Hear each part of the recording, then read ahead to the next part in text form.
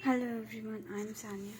तो फिर चलिए आप अध्याय 3 का पार्ट 4 शुरू करते हैं। हाफिज ने अपना सिर हिलाया और कुछ कहने की कोशिश की, परंतु बूढ़े आदमी ने उसके हाथ का इशारा करके उससे रोक दिया और आगे कहा, इससे भी आगे मैं तुम्हें यह बताना चाहता हूँ कि तुम दुनिया के सबसे वीरान बिजनेस में जाना चाहते हो जिनसे हम चिढ़ते हैं। वो टैक्स वसूलने वाले लोग भी शाम ढलते ही घरों को लौट जाते हैं और रोम की सेनाएं भी शाम को बैराक में लौट जाती हैं। परंतु तुम अपनी ज़िंदगी में कई सूर्यास्त अपने प्रियजनों और दोस्तों से दूर देखोगे। जब तुम खिड़की से देखोगे कि कोई परिवार शाम को इकट्ठे भोजन कर रहा है, तो तुम्हें अपने अकेलेपन का एहसास उस शिद्दत से होगा जो तुम्हें घर की तरफ खींचेगा। अकेलेपन के इस दौर में तुम्हारे सामने कई प्रलोभन आएंगे। पाथरोस ने कहा, जारी रहा। तुम इन प्रलोभनों का सामना किस तरह करोगे, इस बात का तुम्हारे करियर पर बहुत असर पड़ेगा। जब सड़क पर तुम अपने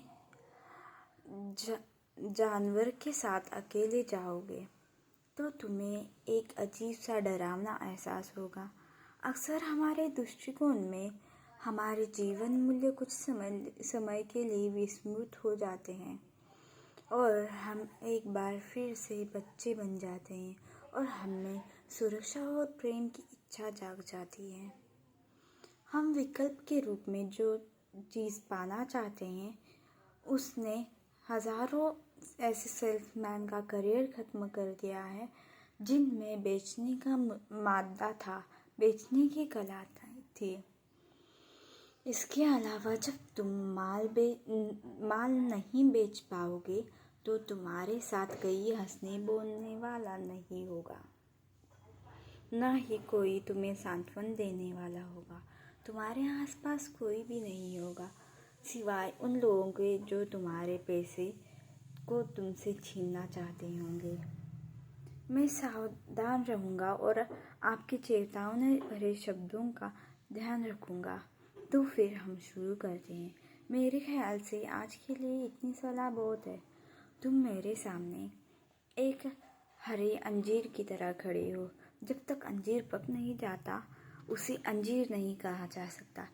इसी तरह जब तक तुम्हें ज्ञान का और अनुभव नहीं आ जाता तब तक तुम्हें सेल्समैन नहीं कहा जा सकता। मैं किस तरह शुरू करूं? कल सुबह तुम साल्वियो से जाकर मिल लेना। वह तुम्हें एक बेहतरीन वस्त्र देगा। यह वस्त्र बकरी के बालों से बुना गया है और यह भारी से भारी बरसात सहन कर सकता है। इसे मैडर पौधे के लाल रंग से रंगा गया है, इसलिए इसका रंग भी पक्का है। कोने पर तुम्हें एक छोटे सितारे का निशान मिलेगा। यह तोला का मार्क है जिसके कारीगर दुनिया में सबसे शानदार वस्त्र बनाते हैं। सितारे के पास में ही मेरा निशान है। एक वर्ग के भीतर एक गोला। दोनों ही निशान मशहूर हैं और पूरी दुनिया में इन्हें इज्जत की निगाह से देखा जाता है।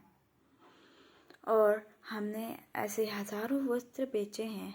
मैंने इन्हें इतने लंबे समय तक यहूदियों को बेचा है कि मैं इस तरह के वस्त्र के लिए उनकी भाषा का नाम भी जानता हूँ। इसे अबेया कहा जाता है।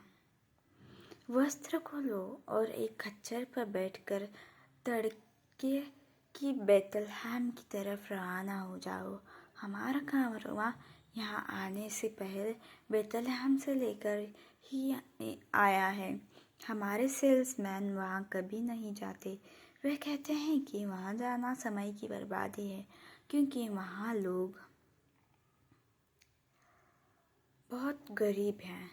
हालांकि कई साल पहले मैंने वहाँ गडेरियों को सैकड़ों वस्त्र बेचे हैं।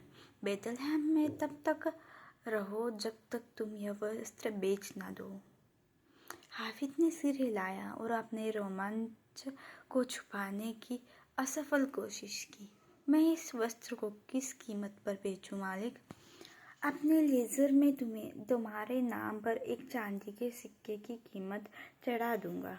जब तुम लौट कर आओ तो तुम मुझे एक चांदी का सिक्का दे देना।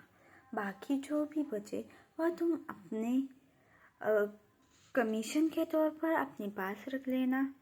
इसलिए दरअसल इसकी कीमत तुम्हें ही तय करनी है। तुम बाजार में जा सकते हो जो शहर के दक्षिण द्वार पर है, या तुम शहर के हर घर में जाकर इसे बेचने की कोशिश कर सकते हो। वहाँ हजारों घर हैं। निश्चित रूप से तुम वहाँ पर एक वस्त्र तो बेच ही लोगे, ठीक है ना?